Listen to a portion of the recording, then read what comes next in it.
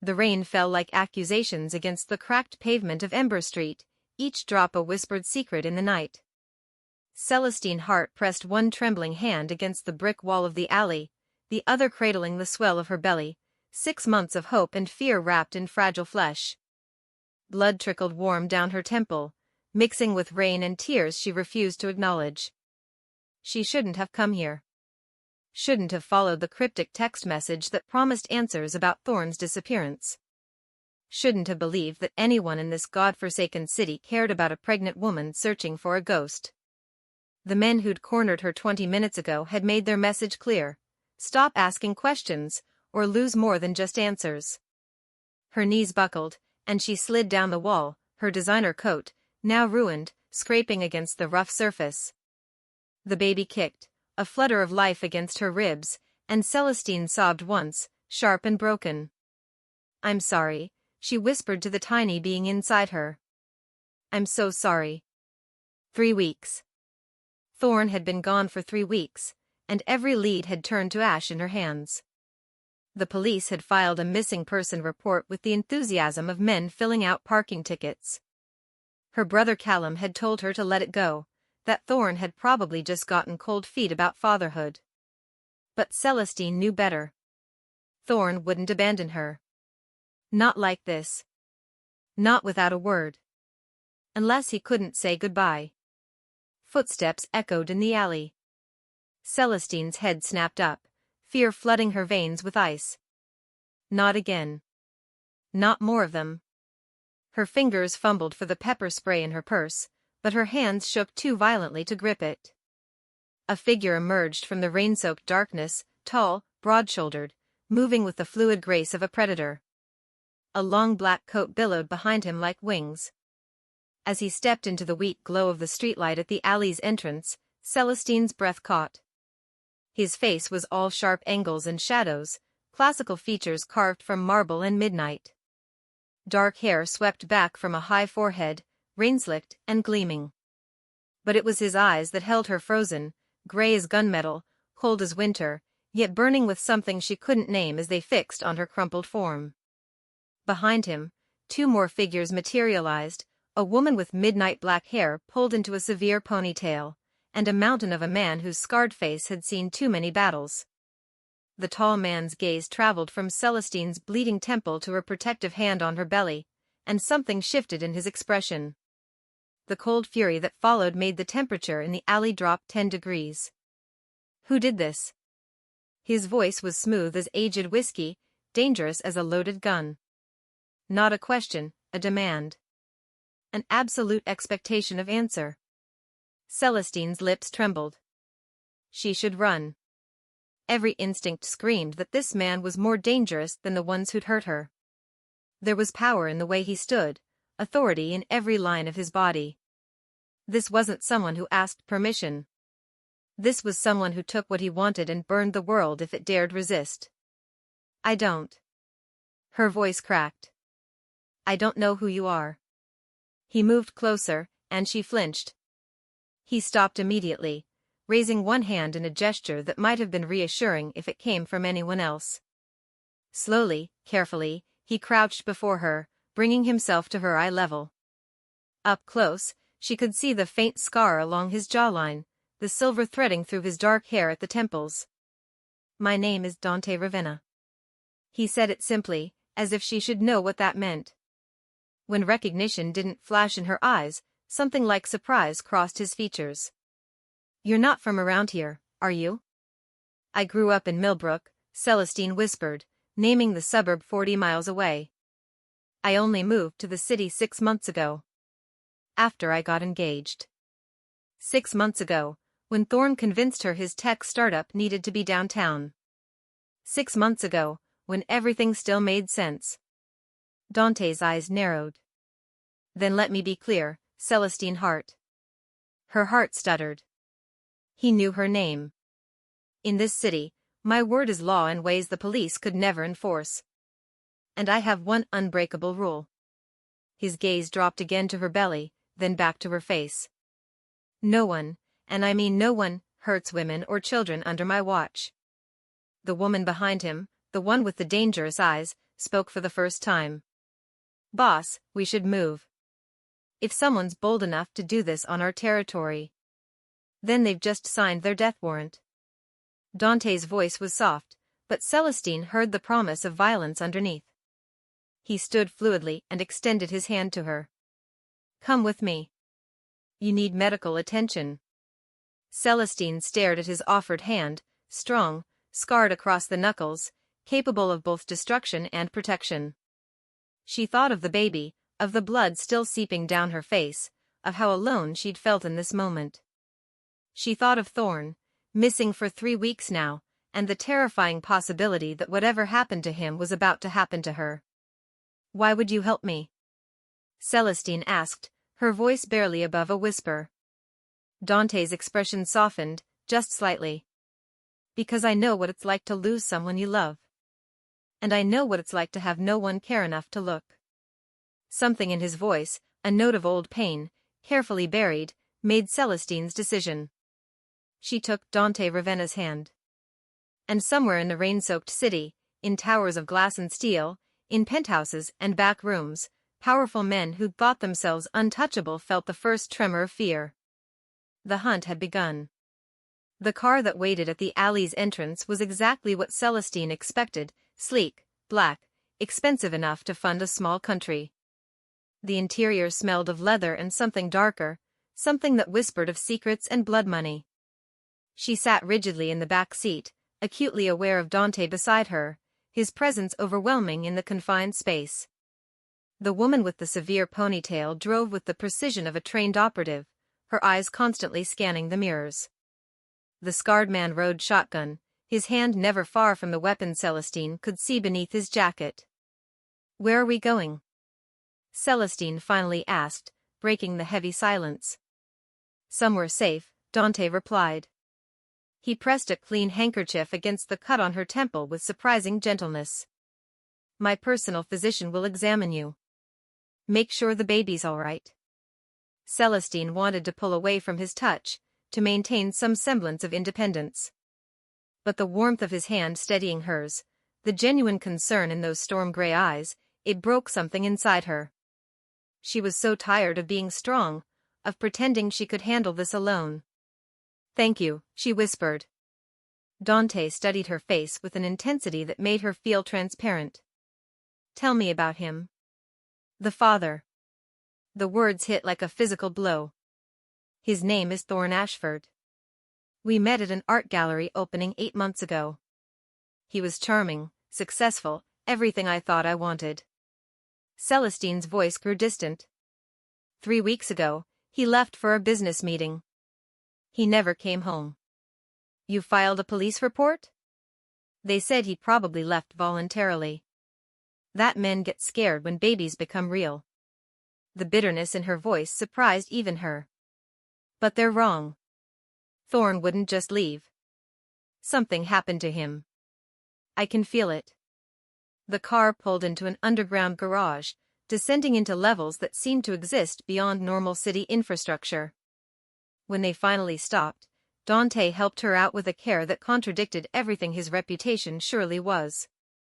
They took a private elevator to what Celestine could only describe as a penthouse that had been transformed into a fortress.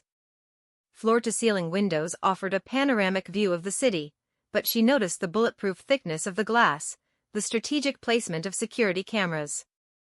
Boss, I'll get Dr. Petrov, the woman said, disappearing down a hallway.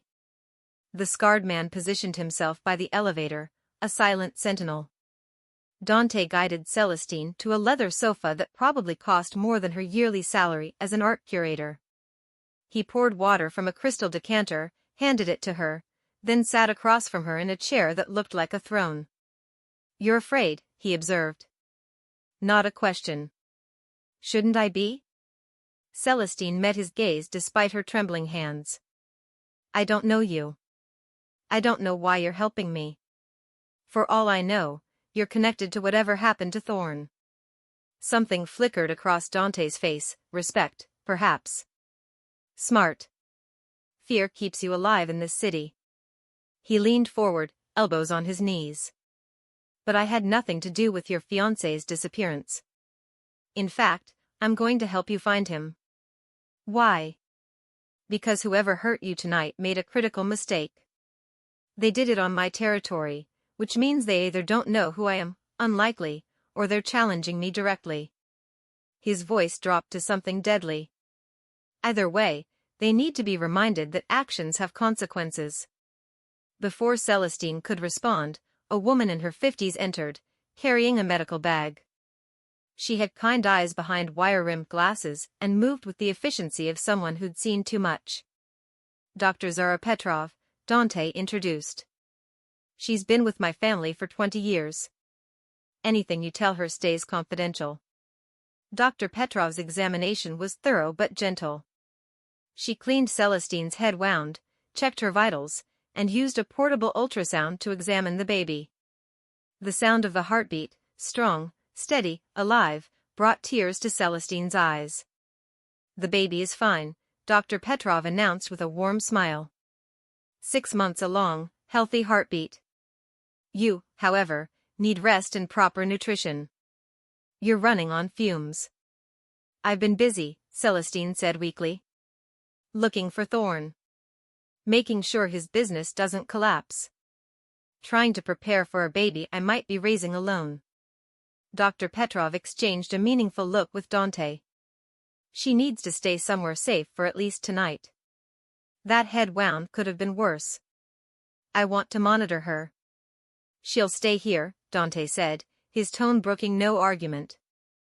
After Dr. Petrov left with instructions and medications, Celestine found herself alone with Dante again. The city glittered below them, millions of lights hiding millions of secrets. I can't stay here, Celestine protested. I have work tomorrow. I have Thorn's company to manage until he comes back. I have. You have a concussion and a baby to protect, Dante interrupted firmly. Whatever responsibilities you think you have, they mean nothing if you're dead. The bluntness of his words stole her breath. Dante's expression softened slightly. I lost someone once. Someone I was supposed to protect. I was 18, stupid, thought I was invincible. His jaw tightened. My younger sister, Valentina. She was 16. Beautiful, brilliant, wanted to be a doctor. She was killed because of my family's business. Because I wasn't careful enough. The raw pain in his voice made Celestine's throat tighten. This dangerous man, this crime lord or whatever he was, carried wounds that hadn't healed. I'm sorry, she said quietly. Don't be sorry. Just let me help you. Dante stood, moving to the windows. His reflection in the glass looked haunted. Thorn Ashford. Tech entrepreneur, right? I'll have my people look into his disappearance. If he's alive, we'll find him. If he's not. He turned to face her. Then we'll find out who's responsible. Celestine's hand moved instinctively to her belly. And what do you want in return? Dante's smile was sad. To sleep at night knowing I didn't fail someone again. Celestine woke to sunlight streaming through unfamiliar windows and the smell of fresh coffee. For a disoriented moment, she forgot where she was, then the events of last night crashed back with brutal clarity. The alley. The blood. Dante Ravenna.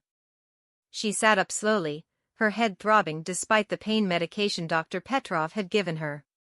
The guest room was larger than her entire apartment, decorated in muted grays and whites that whispered of expensive taste.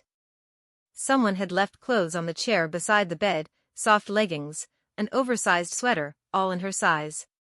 How did he know her size? Celestine dressed quickly, her hand trailing over her belly. The baby was active this morning, doing somersaults that both reassured and terrified her. We're okay, she whispered. We're going to be okay. She found Dante in what appeared to be a home office, surrounded by monitors showing security feeds and documents. He'd changed from last night's blood-stained clothes into dark jeans and a black Henley that did nothing to make him look less dangerous. 3 phones sat on his desk, all buzzing intermittently. You should still be resting, he said without looking up. I've rested enough. Celestine moved closer, curiosity overriding caution. Have you found anything? About Thorn. Dante's expression shifted, something between concern and reluctance. He gestured to the chair across from his desk. Sit down, Celestine.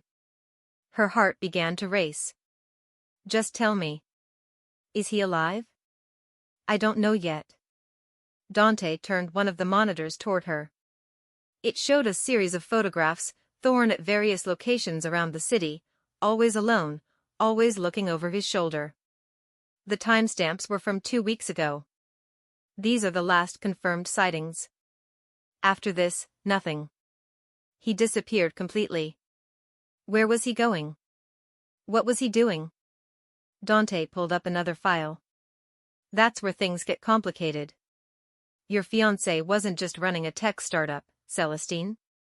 He was also investigating something. Something dangerous. The world tilted. What are you talking about? Thorn Ashford was building software for data encryption, yes. But he was also developing something else, a program designed to track illegal financial transactions. Money laundering, specifically. Dante's gray eyes held hers. 3 months ago, he approached the FBI with evidence of a massive criminal network operating in this city. Celestine felt like she couldn't breathe. That's impossible. Thorn would have told me. We told each other everything. Did you? Dante's voice was gentle but firm. Did he tell you about the anonymous threats he'd been receiving? The break-in at his office that the police dismissed as random vandalism? The fact that someone tried to run him off the road 2 weeks before he disappeared? No. The word came out as a whisper.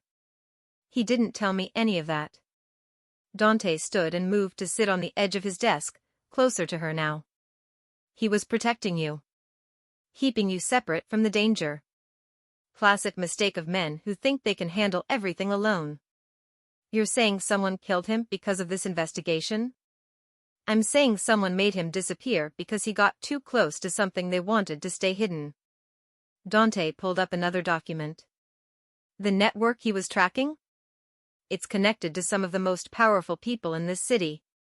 Politicians, business leaders, even law enforcement. Celestine's mind raced. Thorn, her gentle, brilliant Thorn, had been living a double life. Fighting criminals while pretending everything was normal at home. Why didn't he trust me? Why didn't he let me help? Because you were pregnant. Because he loved you enough to shoulder the danger alone. Dante's voice carried the weight of experience. It's what men like us do.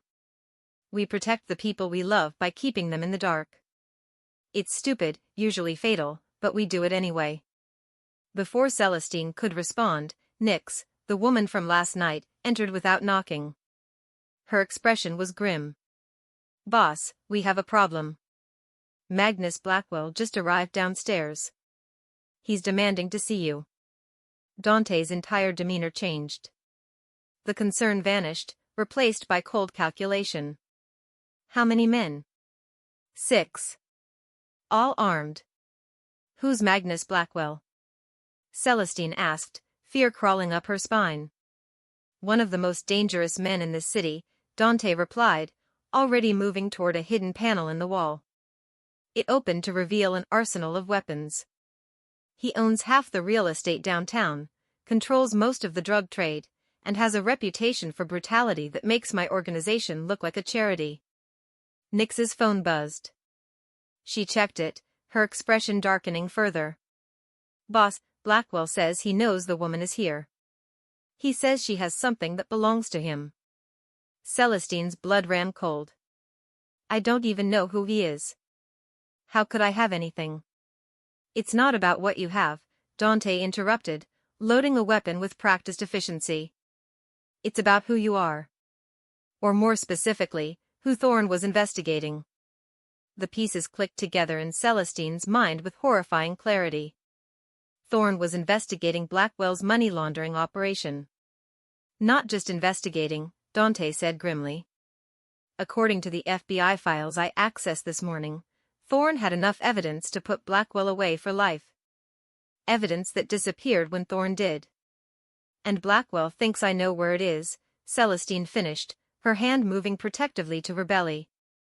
Dante met her eyes, and she saw something in them that terrified her more than anything else, the look of a man calculating odds and not liking the numbers. Blackwell doesn't think you know where it is, Celestine. He knows you do. But I don't. Thorn never told me anything about. Her words cut off as memory struck like lightning. 3 weeks ago, the night before Thorn disappeared. He'd come home late, agitated, and pressed a small USB drive into her hand. "Keep this safe," he'd said. "If anything happens to me, give it to the FBI. Only the FBI. Promise me." She'd promised, thinking he was being paranoid. The drive was still in her apartment, hidden in a jewelry box she never opened, containing her grandmother's pearls. Dante saw the realization cross her face. "You do have it." "I didn't know what it was. I thought he was just being overly cautious." Celestine's voice rose with panic. "It's in my apartment. If Blackwell's people search." "They already have," Nix interrupted, holding up her phone. "Our surveillance shows his men tearing apart your place right now." "They haven't found it yet." Dante's jaw tightened. "Where exactly is it hidden?" "In my bedroom.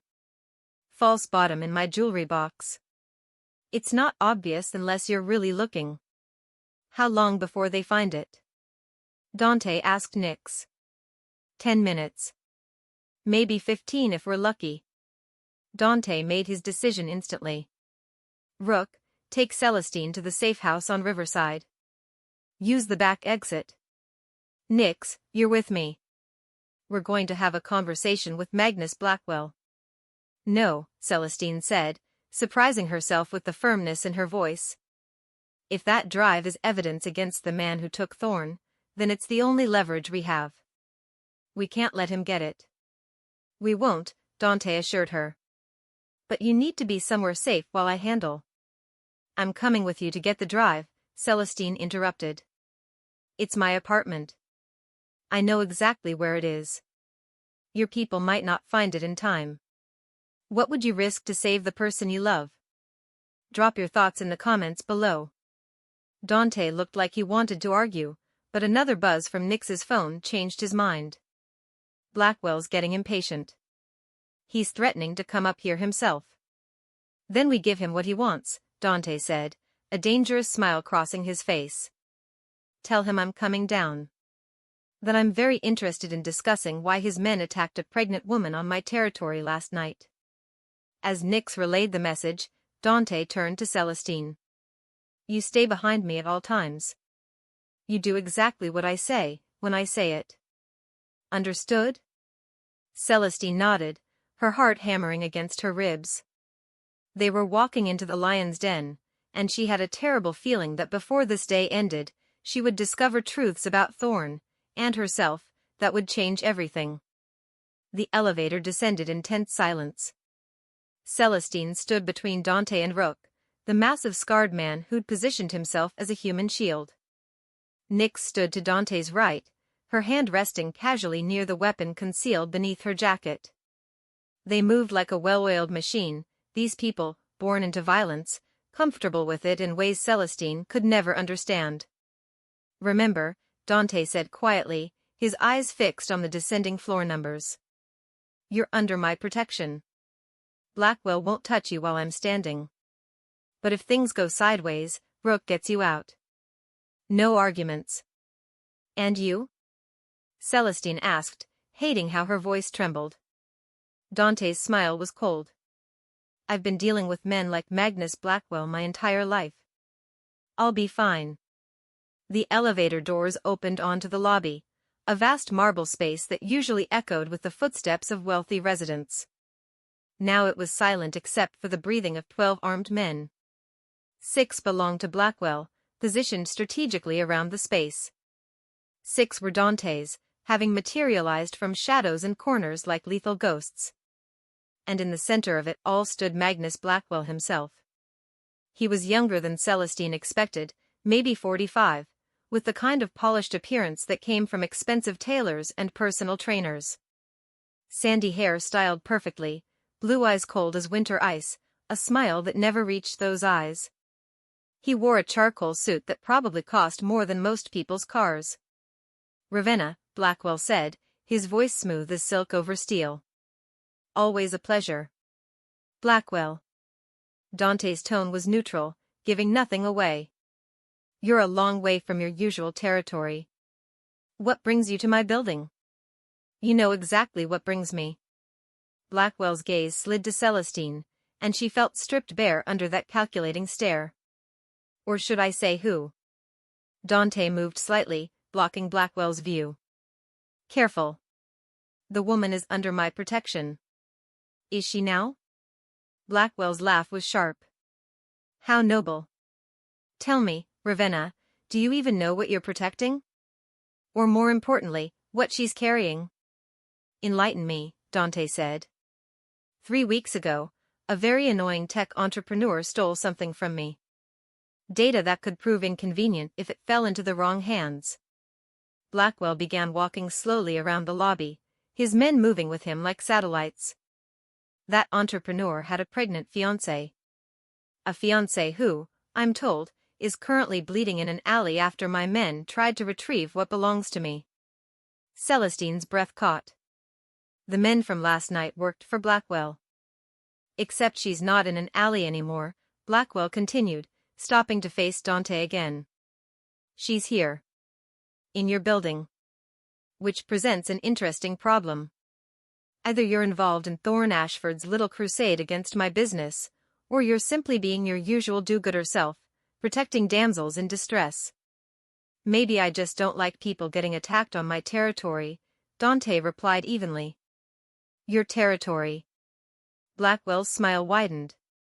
"That's always been your weakness, Ravenna. This ridiculous code of honor. This need to protect the innocent. It's going to get you killed one day. Not today." The tension in the room escalated. Hands moved closer to weapons. Celestine felt Rook's massive presence shift slightly, preparing for violence. "Give me the woman," Blackwell said, dropping all pretense of civility. "Give me the woman and whatever Ashford gave her, and I'll forget this unfortunate misunderstanding. You can go back to running your little empire, and I'll go back to running mine." "No," Dante said simply. "No?" Blackwell's composure cracked slightly. "You're willing to start a war over some pregnant art curator you don't even know?" "I'm willing to start a war over the principle that in this city, there are still lines that don't get crossed." "Hurting pregnant women?" "That's a line." Blackwell studied Dante for a long moment, then laughed, a sound without humor. "You really don't know, do you? You have no idea what she's carrying." "Then tell me," Dante challenged.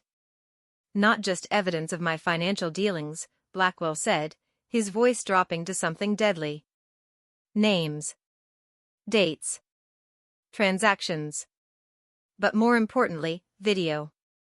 Video of certain politicians, certain judges, certain very powerful people doing things they'd kill to keep hidden. That little USB drive is worth more than both our organizations combined. It's leverage over half the city's elite." Celestine's mind reeled. Thorne had been sitting on a bomb, and he'd handed it to her without explanation. "And you think I'm just going to hand that over?" Dante asked. "I think you're going to be smart. Because if you don't, I'll burn this entire building down with everyone in it. Your people, my people, and yes, your precious pregnant damsel." Blackwell's smile turned vicious. "I have men positioned on every floor, Ravenna. Enough explosives to turn this place into rubble. One call from me, and we all die. Is she really worth that?" Dante didn't flinch.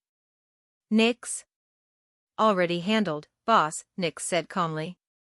"Your bomb squad was creative but sloppy. We disarmed everything 10 minutes ago." Blackwell's face went pale, then flushed with rage. "You're bluffing." "Am I?" Dante pulled out his phone, showing footage of Blackwell's men being quietly subdued throughout the building. You really should invest in better explosives experts. These ones talk when properly motivated. The room erupted into chaos. Blackwell's men reached for weapons.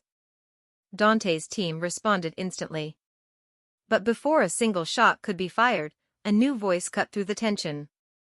Everybody freeze. FBI.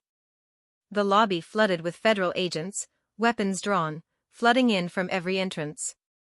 Leading them was a woman in her 50s with steel-gray hair and the bearing of someone who'd seen everything. Magnus Blackwell, you're under arrest, she announced, moving forward with handcuffs. Money laundering, racketeering, conspiracy to commit murder, and about 40 other charges thanks to evidence provided by Thorne Ashford. Blackwell's face contorted with fury. That evidence is inadmissible without chain of custody. It's been in that woman's hands for weeks. Actually, the FBI agent interrupted, it's been in our hands. Mr. Ashford contacted us 3 weeks ago, provided the original files, and set up Ms. Hart as a decoy. The USB drive she has? It's blank. A very clever misdirection. Celestine felt like the ground had disappeared beneath her. What? The agent turned to her with something like sympathy. Ms. Hart, I'm Special Agent Victoria Cross. Your fiancé has been in protective custody for 3 weeks. He's alive. He's safe. And he's been waiting to see you. The world spun. Alive. Thorne was alive. Where is he? Celestine demanded, tears streaming down her face. Where's Thorne? He's at a secure location. We can take you to him now. Agent Cross gestured toward the door. He's been desperate to contact you, but we couldn't risk compromising the operation. Blackwell had eyes everywhere. Celestine looked at Dante, who wore an expression she couldn't quite read. Relief? Disappointment? Something more complicated? Go, Dante said quietly. Go see him. But as Celestine moved toward the FBI agents, as Blackwell was dragged away cursing and threatening, as the lobby slowly cleared of armed men and federal agents, she found herself looking back at Dante Ravenna one more time. The dangerous man who'd saved her life. Who'd protected her without question. Who'd looked at her like she mattered. And she realized with dawning horror that in one night, everything had changed. Her fiancé was alive, the man she'd loved, the father of her baby, the man she'd been desperate to find. So why did leaving Dante Ravenna feel like tearing something essential from her chest? The FBI safe house was a nondescript suburban home 40 miles outside the city, the kind of place that disappeared into rows of identical houses with manicured lawns and minivans in driveways. Agent Cross led Celestine through multiple security checkpoints, past armed guards who studied her credentials with professional suspicion. He's been difficult, Cross said as they approached the final door. Demanding to see you, threatening to leave protective custody, making our lives hell. He loves you very much, Ms. Hart. Celestine's hand rested on her belly, feeling the baby's movements. In a few moments, she'd see Thorne again. Her fiancé. The father of her child. The man she'd been searching for desperately. Everything should feel right. So why did her heart feel like lead? The door opened, and there he was. Thorne Ashford looked thinner than she remembered, his dark hair longer, stubble shadowing his jaw. But his green eyes, those eyes that had first captivated her at the gallery opening, lit up the moment he saw her. He crossed the room in 3 strides and pulled her into his arms. Celestine. God, Celestine, I'm so sorry. I'm so sorry. His voice broke against her hair. I wanted to tell you everything. I wanted to keep you safe. I thought if I just disappeared, if Blackwell thought I'd run, he'd leave you alone. Celestine pulled back to look at him, tears streaming down her face. You let me think you were dead. For 3 weeks, Thorne. 3 weeks of hell. I know. I know, and I'll spend the rest of my life making it up to you. His hands moved to her belly, and his expression transformed into wonder. The baby. You're showing now. I've missed so much. You've missed everything, Celestine said, anger cutting through her relief. The first ultrasound. Finding out the gender. Feeling the first kicks. I went through all of that alone because you decided I couldn't handle the truth. Thorne's face crumpled. I was trying to protect you. By lying? By making decisions about my life without consulting me? Celestine stepped back, needing distance. I'm not a child, Thorne. I'm your partner. Or I thought I was. Agent Cross cleared her throat. I'll give you two some privacy. Mr. Ashford, remember, you're still in protective custody until the trial. No leaving this facility. She left, closing the door behind her. The silence that followed was suffocating. Tell me everything, Celestine finally said. From the beginning. No more lies. Thorne sank onto the couch, his head in his hands. 6 months ago, I discovered something in the code I was developing. A backdoor that someone had planted, someone inside my company.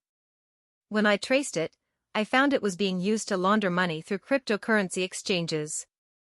Millions of dollars moving through my software without my knowledge.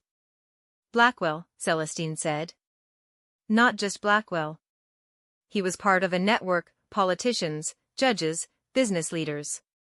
They'd infiltrated dozens of tech companies, using legitimate software to hide illegal transactions. Thorne looked up at her with haunted eyes. I went to the FBI. I became an informant. And then Blackwell found out. The threats you never told me about. I thought I could handle it.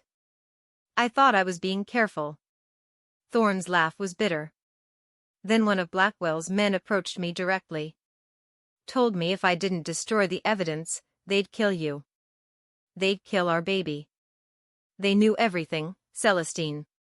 Where you worked, your daily routine, your doctor's appointments. Celestine felt ice spread through her veins. So you ran. So I made a deal with the FBI. They'd fake my disappearance, keep me in protective custody, and use you as bait without you even knowing it. Thorne's voice broke. The USB drive I gave you was blank. The real evidence was already with the FBI. I knew Blackwell would come after you, and when he did, they'd catch him in the act. You used me. The words came out flat, emotionless. You used me and our baby as bait to catch a criminal. I knew the FBI would protect you. I knew they had surveillance. The FBI didn't protect me last night, Celestine interrupted, her voice rising. Blackwell's men found me in an alley. They beat me, Thorne. They hurt me while I was pregnant with your child. I would have died in that alley if Dante Ravenna hadn't found me. Thorne went pale. Dante Ravenna? The crime lord? Jesus, Celestine, do you know how dangerous? He saved my life. He protected me when no one else would. When you were hiding in this comfortable safe house, letting the FBI use me as bait, Dante Ravenna was the one who stopped Blackwell's men from killing me. I didn't know they'd gotten past FBI surveillance. Agent Cross said. Agent Cross wasn't there. Celestine's hands shook with rage. You want to know what I've learned in the past 24 hours? That my fiancé, the man I thought I knew, is a stranger who makes decisions about my life without my input. Who values some moral crusade more than my safety. Who'd rather let me suffer than trust me with the truth. That's not fair. Fair? Celestine laughed, the sound edged with hysteria. You want to talk about fair? I spent 3 weeks thinking you were dead. 3 weeks preparing to raise our child alone. 3 weeks of hell because you decided I was too weak to handle reality. Thorne stood, reaching for her, but Celestine stepped back. Don't. Just don't. Celestine, please. I love you. I did this because I love you. No, Celestine said quietly, the anger draining away, leaving only exhaustion. You did this because you didn't trust me. There's a difference. A knock interrupted them. Agent Cross entered, her expression grave. We have a problem. Blackwell posted bail 2 hours ago. What? Thorne went white. How is that possible? You said. He has friends in very high places. Friends we didn't know about. Cross turned to Celestine. Ms. Hart, you're in immediate danger. Blackwell knows you were the decoy now, but he also knows your leverage against Mr. Ashford. We need to relocate both of you immediately. No, Celestine said. Both Thorne and Agent Cross stared at her. I'm not going anywhere with him. Not right now. Celestine, Thorne started. I need time to think. To process. Celestine met his eyes, and saw her own pain reflected there. You made choices for both of us. Now I'm making one for myself. I'm not staying here. Then where will you go? Agent Cross asked. Blackwell will be looking for you. Celestine thought of storm gray eyes and a voice like whiskey. Of a man who'd offered protection without deception. Of someone who'd asked rather than decided. I know someone who can keep me safe, she said. And even as the words left her mouth, even as she saw Thorne's face crumple with realization and betrayal, Celestine knew she was standing at a crossroads. Behind her stood Thorne, safety, familiarity, the life she'd planned. Ahead lay Dante Ravenna, danger, uncertainty, and something that terrified her more than Blackwell's threats. The truth was, she didn't know which path to choose. But she knew she couldn't stay here, in this safe house built on lies, with a man who'd proven he'd sacrifice her autonomy for what he believed was her protection. I'm sorry, she whispered to Thorne.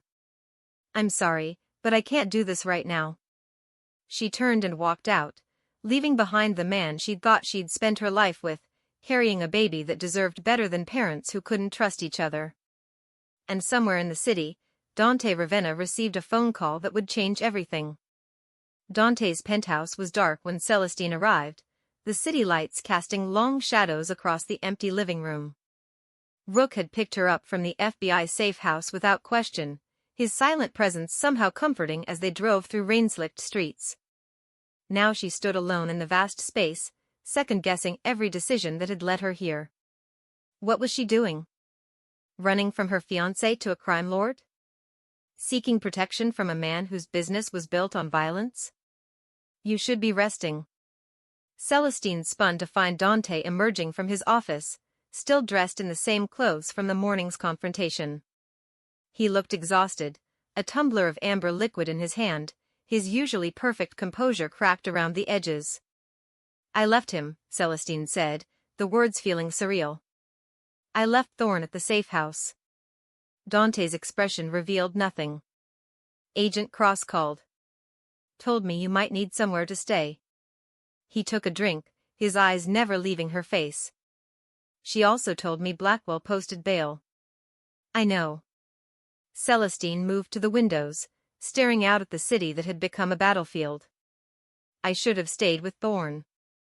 The FBI can protect me better than, she stopped, unsure how to finish. Better than a criminal? Dante supplied, his voice dry. They're probably right. That's not what I meant. Isn't it? Dante set down his glass and moved closer, stopping a respectful distance away. Celestine, I need you to understand something. My world, it's not safe. It's not clean. Everything I touch eventually bleeds. If you stay here, you're choosing darkness over light. Maybe I'm tired of light that turns out to be lies, Celestine said bitterly. Thorne used me as bait. He let me think he was dead while the FBI watched Blackwell's men corner me. At least you've been honest about what you are. Have I? Dante's laugh was harsh. You don't know me, Celestine. You know one night of heroics. One moment when I happened to be in the right place. Then tell me who you are, Celestine challenged, turning to face him. No more mystery. No more careful distance. If I'm staying here, if I'm trusting you with my life and my baby's life, I deserve the truth. Something shifted in Dante's expression, a war between his need for control and something deeper, something vulnerable. Finally, he nodded. My father built this empire on blood, he began, his voice low. Loan sharking, protection rackets, the kind of violence that leaves families destroyed. I was 18 when he died, and everyone expected me to be just like him. But I'd seen what that life did to my mother, to my sister. I'd watched them live in fear of the very man who was supposed to protect them. He moved to the bar, poured himself another drink but didn't drink it. I took over the organization and changed the rules. No drugs. No human trafficking. No targeting civilians. I wanted to build something different, still illegal, still dangerous, but with some semblance of honor. Your sister, Celestine said softly, remembering what he'd told her before. Valentina. Dante's jaw tightened. She was killed by a rival organization trying to get to me. She was 16 years old, wanted to be a doctor, had her whole life ahead of her. And she died because I thought I could control everything, could keep everyone safe through force and fear. His eyes met Celestine's, raw with old pain. I failed her. Just like I'll probably fail you. You don't know that. Don't I? Dante's voice rose slightly. Blackwell is out there right now, planning his next move. He knows you're important to Ashford, which makes you leverage. And now he knows you're with me, which makes you a target from both our worlds. I can protect you from his men, from physical threats. But I can't protect you from the corruption, from the people he owns in the justice system, from the poison that comes with being connected to someone like me. Celestine's phone buzzed.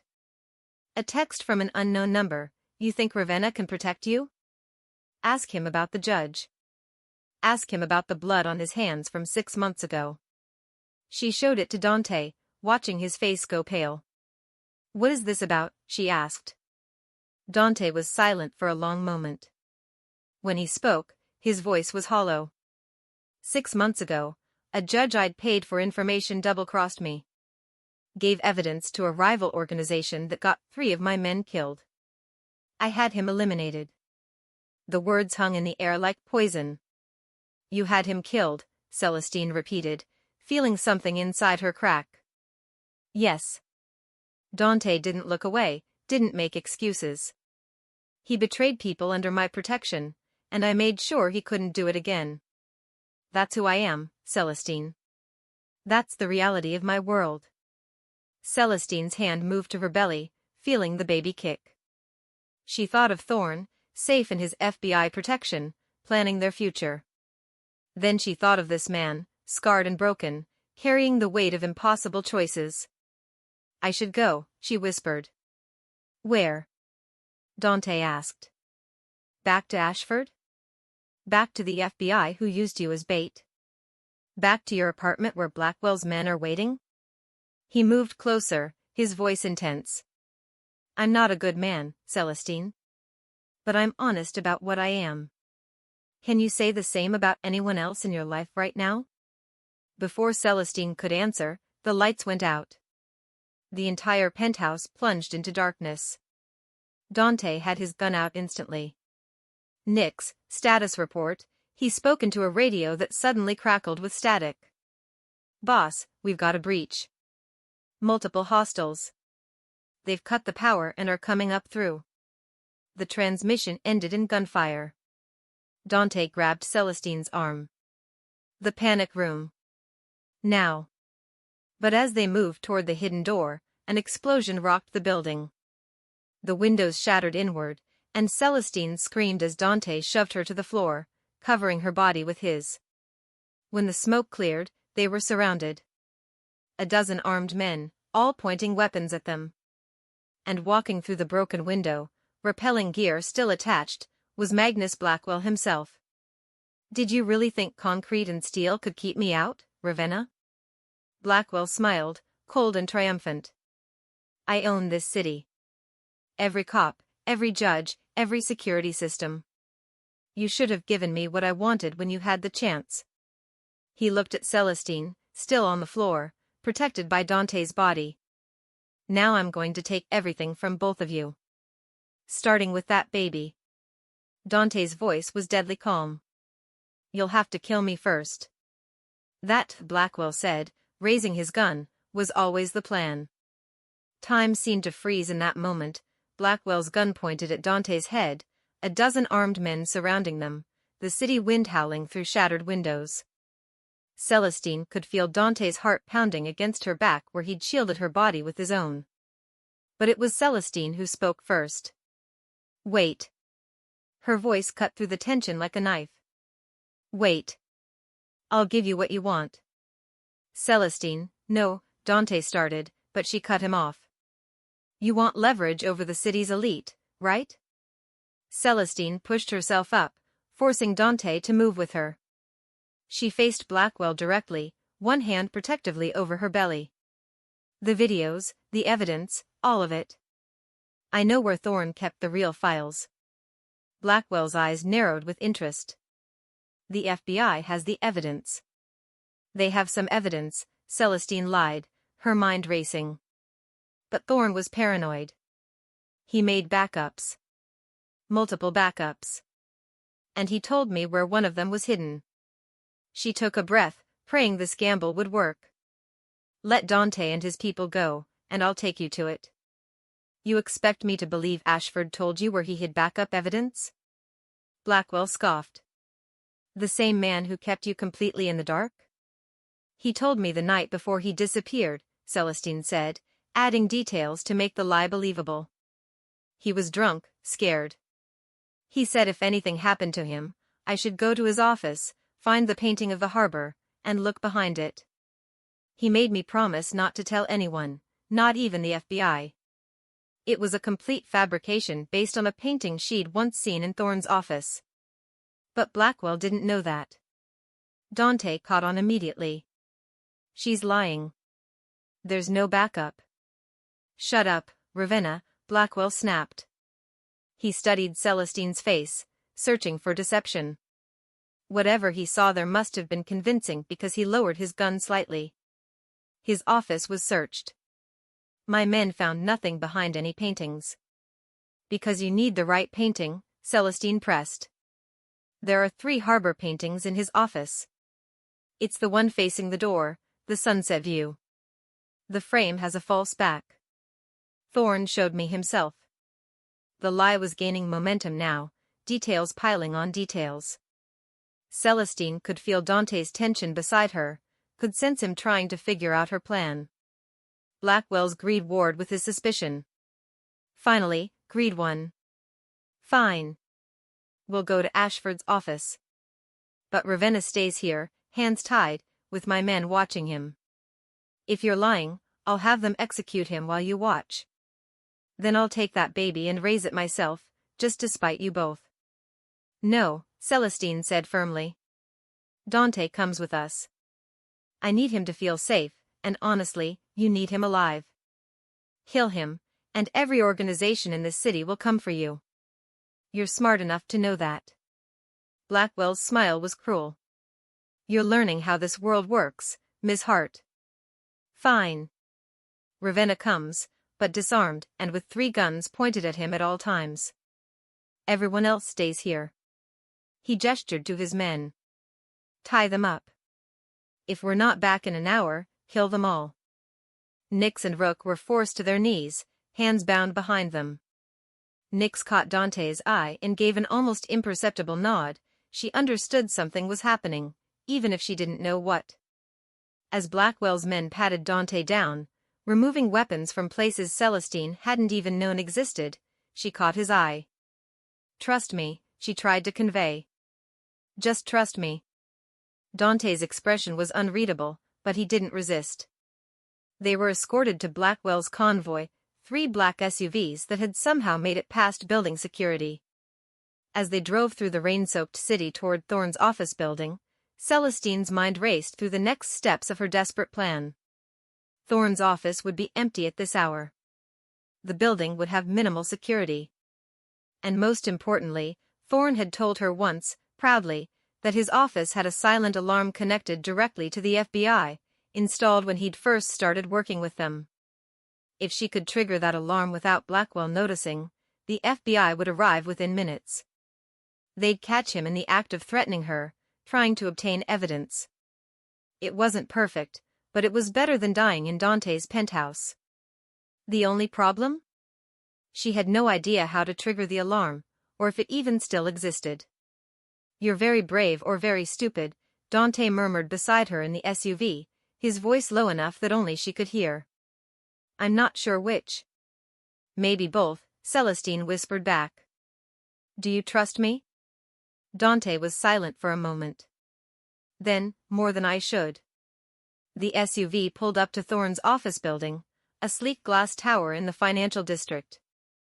Blackwell's men had already disabled the security cameras, had already paid off or threatened the night guards. They moved through the lobby like ghosts, taking the elevator to the 15th floor where Thorne's startup occupied the corner suite. The office was exactly as Celestine remembered it: modern furniture, whiteboards covered in code, and yes, 3 paintings of the harbor on the walls. Her heart hammered as she led them to the one facing the door. "This one," she said, pointing. Blackwell gestured, and one of his men lifted the painting off the wall. The back was solid. No hidden compartment. "Check the frame," Celestine said quickly. "The false back is in the frame itself." As the man began examining the frame, Celestine's eyes swept the office desperately. Where was the alarm? How had Thorne said it worked? Then she saw it, a small panel near his desk, disguised as a phone charger. The panic button Thorne had been so proud of. She just needed to reach it without anyone noticing.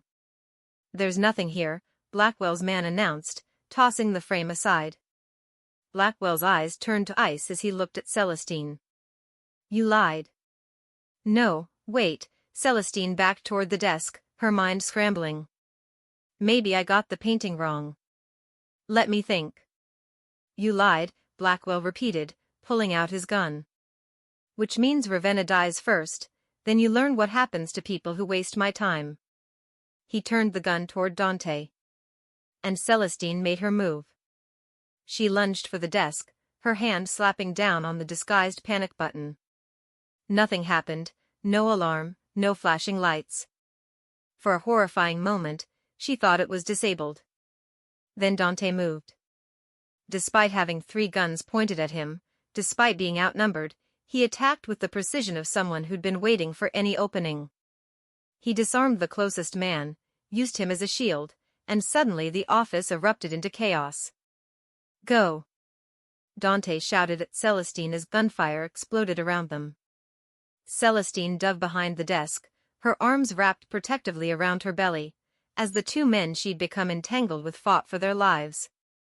And somewhere in the distance, sirens began to wail. The cavalry was coming. They just had to survive long enough for it to arrive.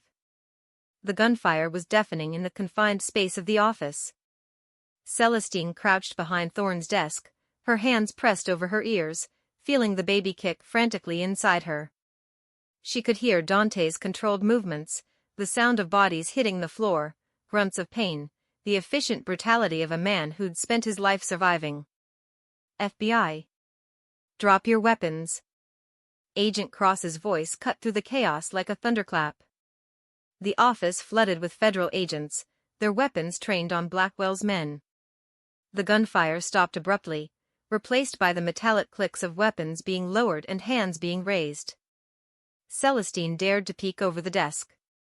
Dante stood in the center of the room, breathing hard, blood streaming from a cut above his eye. 3 of Blackwell's men were on the ground, unconscious or worse, she couldn't tell. The others had their hands raised in surrender. But Blackwell himself was nowhere to be seen. "Where is he?" Agent Cross demanded, scanning the room. "Where's Blackwell?" "The stairwell," one of the agents called out. "He's running." Cross barked orders into her radio, sending teams to cut off every exit. She moved to Celestine, helping her up with surprising gentleness. "Are you hurt?" "The baby?" "We're okay," Celestine said, though her whole body was shaking. "We're okay." Dante crossed to them, and Agent Cross immediately positioned herself between him and Celestine, a protective gesture that would have been laughable an hour ago. Now it just made Celestine angry. "He saved my life," Celestine said firmly. "Again." "He's still a criminal," Cross replied, but there was less conviction in her voice. She looked at Dante with something approaching respect. "Though I'll admit, your timing was impeccable."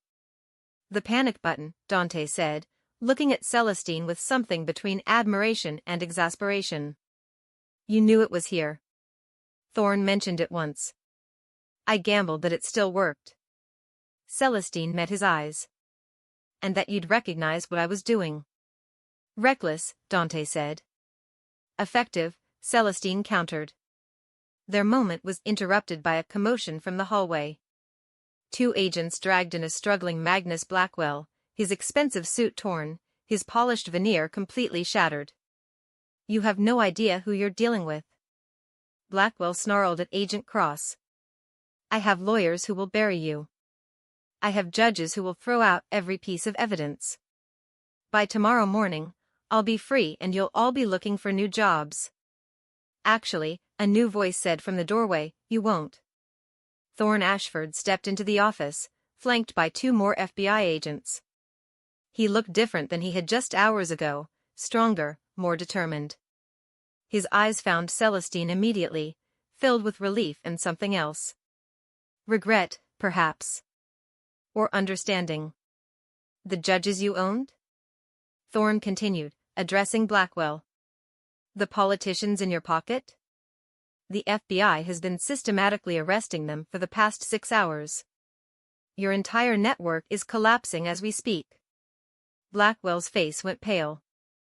"That's impossible." "You couldn't have." "I've been working on this for 8 months, Thorne said. "Not 3. The evidence I gave you was just the beginning. While you were focused on me, on Celestine, on trying to protect your little empire, the FBI was building cases against everyone you've ever worked with." He pulled out a tablet, showing footage of arrests happening across the city. Judges being led out of their homes in handcuffs. Politicians resigning in disgrace. Business leaders fleeing to private jets only to be stopped on the tarmac. "It's over," Thorne said simply. "Your empire is gone." Blackwell lunged at him with a roar of rage, but agents subdued him immediately, forcing him to the ground. As they hauled him away, still screaming threats and curses, the office fell into stunned silence. Agent Cross was the first to speak. "Mr. Ashford, you should have informed us you were leaving protective custody." "I had to," Thorne interrupted. "When I heard Blackwell had Celestine, I couldn't just sit in that safe house." He looked at Celestine, his eyes pleading. "I couldn't let anything happen to you." "Not again." Celestine felt torn between too many emotions, relief that it was over, anger at Thorne's earlier deception, gratitude for Dante's protection, and something she couldn't quite name when she looked at the crime lord who'd risked everything for her. "Ms. Hart needs medical attention," Dante said quietly. "She's been through hell tonight." "We have paramedics downstairs," Cross said. She looked between Celestine, Thorne, and Dante with the expression of someone watching a complicated situation become even more complicated. "Ms. Hart, do you want—" "I want to see a doctor," Celestine interrupted. "I want to make sure my baby is okay. And then I want to go somewhere quiet and figure out what the hell happens next." An hour later, Celestine sat in the back of an ambulance, a paramedic checking her vitals while the city slowly returned to normal around her. The baby's heartbeat was strong and steady, a miracle, considering everything. She had minor cuts and bruises, but nothing serious. Nothing that wouldn't heal. Thorne approached first, hovering at the ambulance doors like he was afraid to come closer. "Celestine, Not now," Celestine said, her voice tired but not unkind. "I'm glad you're safe. I'm glad Blackwell is finished. But we need to have a very long conversation about trust and partnership and what it means to make decisions together." Thorne nodded, accepting the boundary. "I'll wait. As long as it takes." He hesitated. I do love you. I hope you know that. I know, Celestine said. But love isn't enough if there's no trust. He left, and Dante took his place, keeping a respectful distance. They stood in silence for a long moment, watching the sunrise paint the city in shades of gold and pink. Thank you, Celestine finally said. For everything. You don't need to thank me, Dante replied. You saved yourself tonight. You saved all of us. We saved each other, Celestine corrected.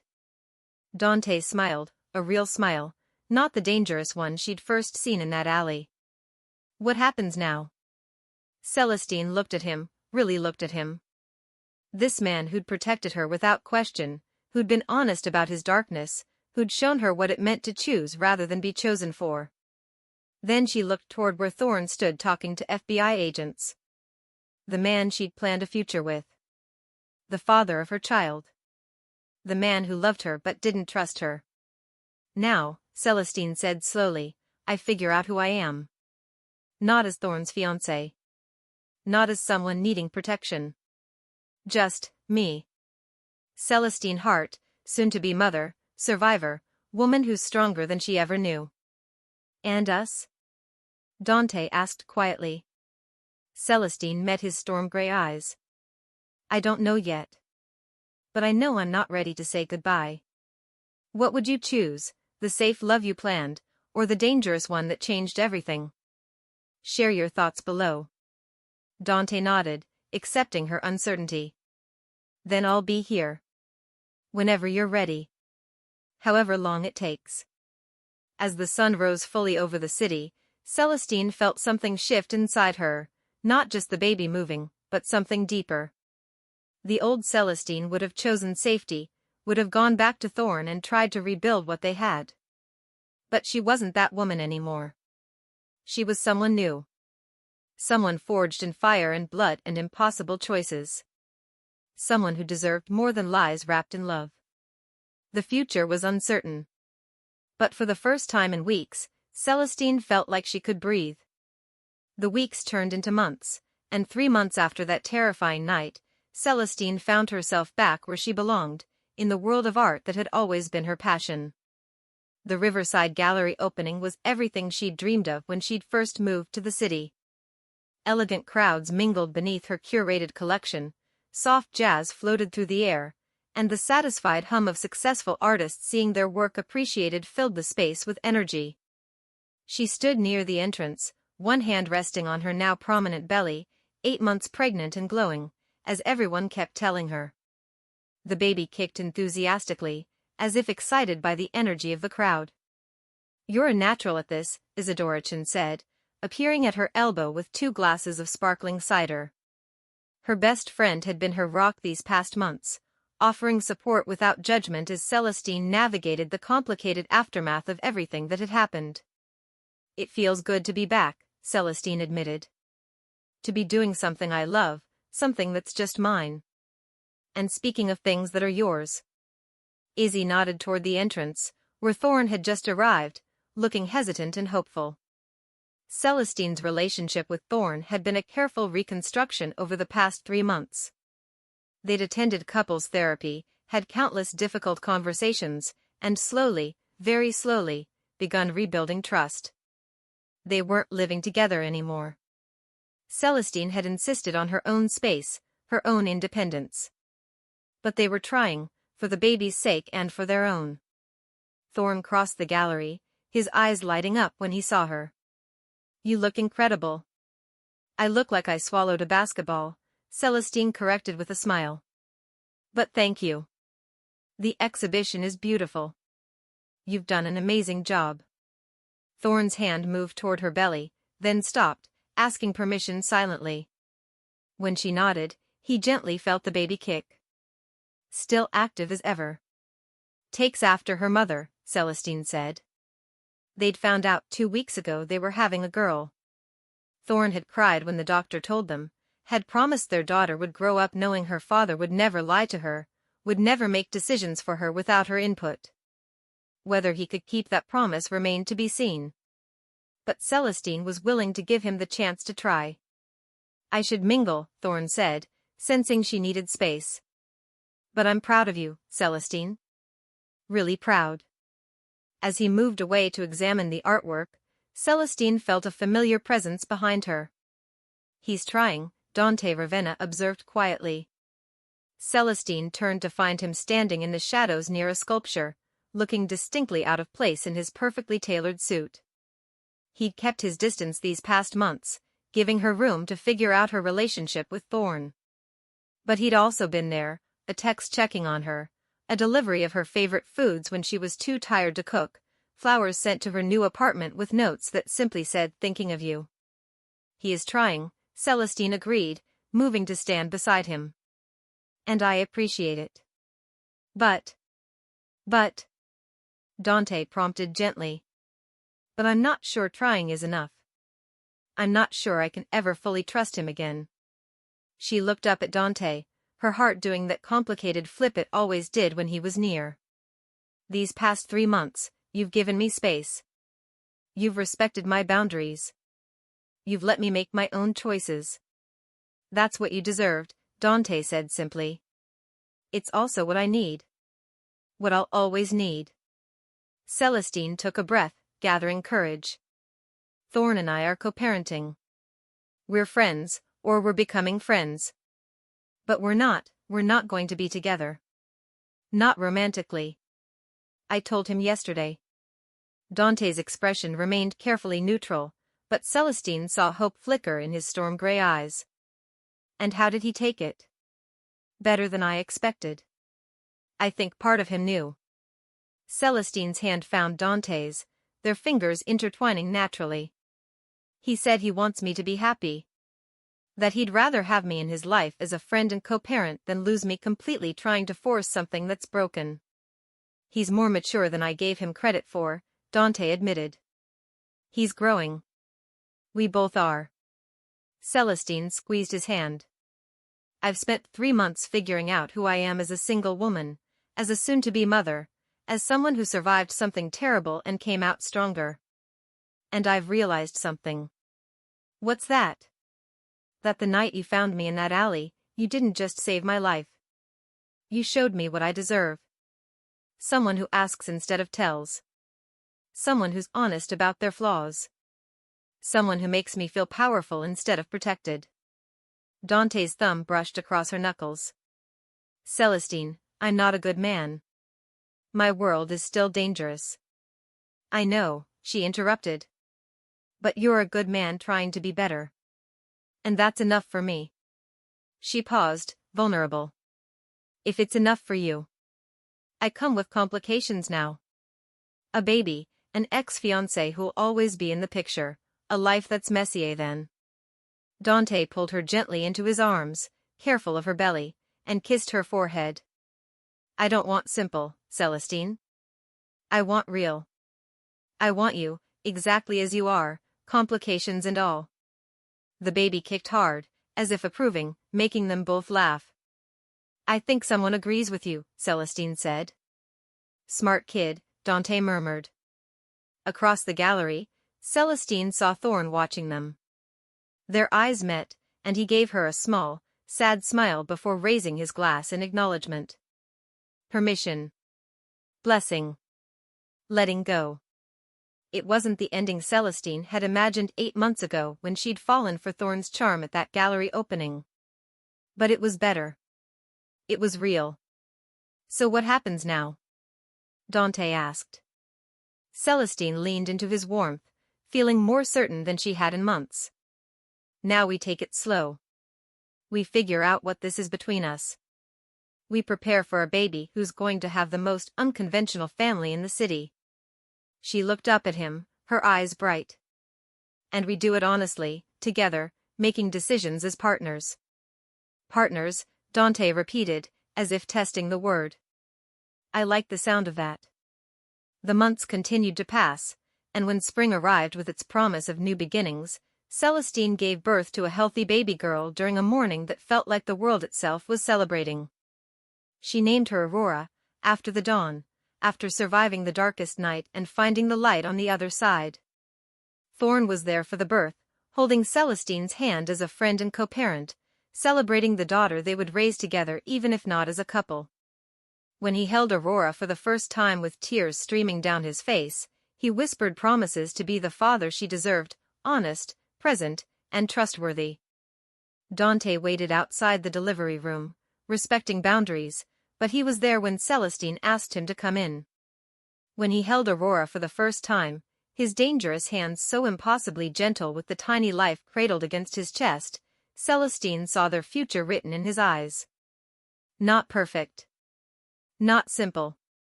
But real. They were building something new, unconventional, complicated, but achingly honest.